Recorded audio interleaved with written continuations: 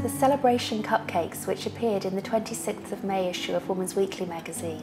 I've baked the cupcakes already, following the plain cupcake recipe. If you don't have that issue of the magazine, the recipe is also on the Good to Know website. And what I'd like to show you is how to make the Italian meringue buttercream, which is used for the decoration.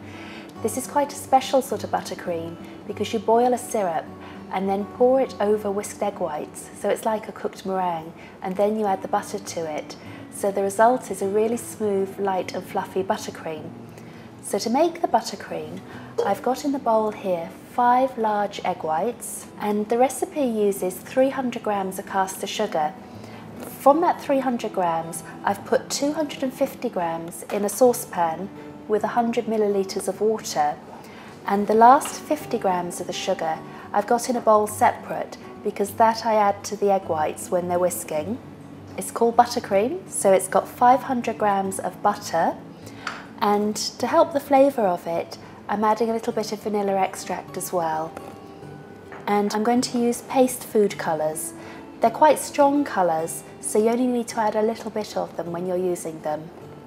The most important piece of equipment for making this buttercream is the sugar thermometer. It needs to register 121 degrees centigrade because that's the temperature that the syrup's going to be cooked to.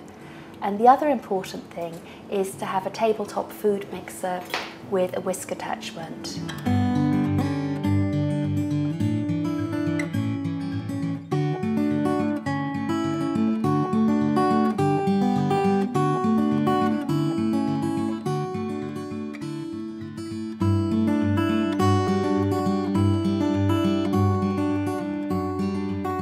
Before I start cooking the syrup, there's another couple of things I need to have ready.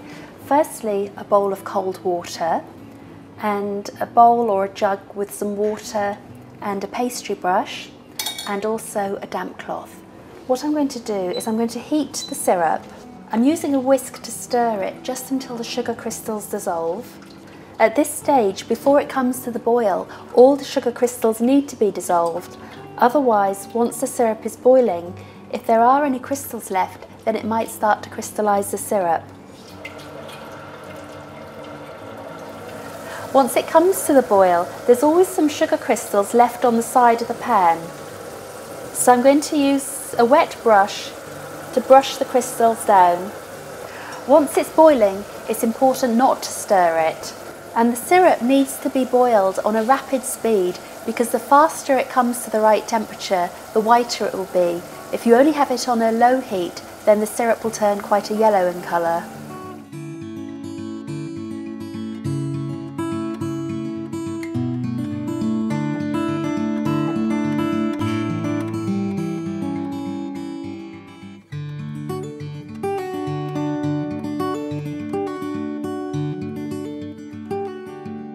So, while that's starting to boil, I need to get the egg whites whisking.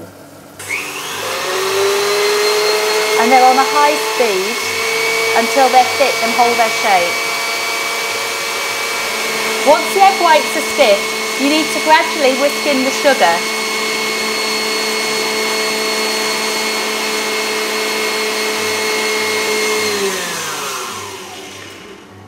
Now I'm going to leave that and watch the sugar syrup to make sure that it doesn't overheat and caramelise.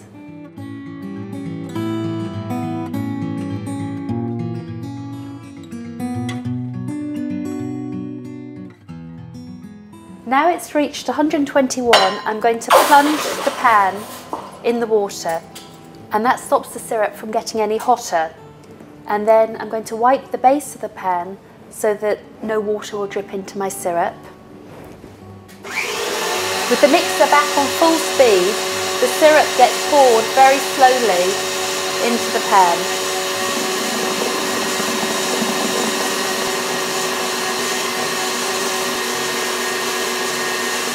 You need to continue whisking this until the bowl feels just slightly warm. At the moment it's feeling very hot. Sometimes this can take about 5 to 7 minutes until it cools down enough.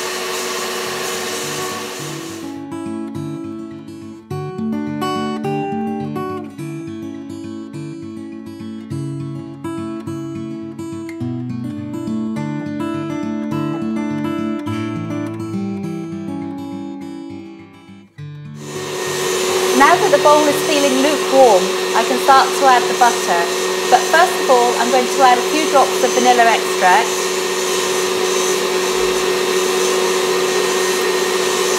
I'm not adding too much because it might change the colour of the buttercream. And then I'm going to gradually add the butter.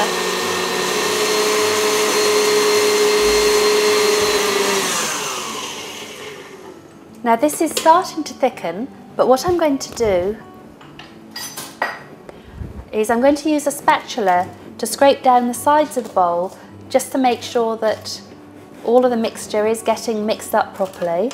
And I'm going to whisk it just a little bit longer.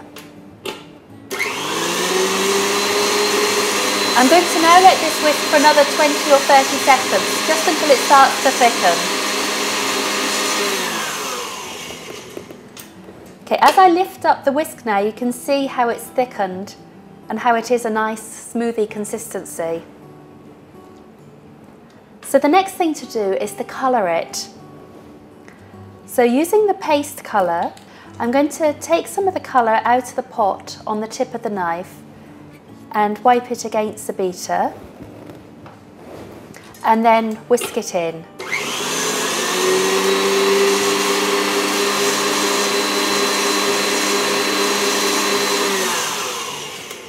And I'm happy with that shade of pink, and as you'll see, it didn't take very much of the paste colour to get it to that shade.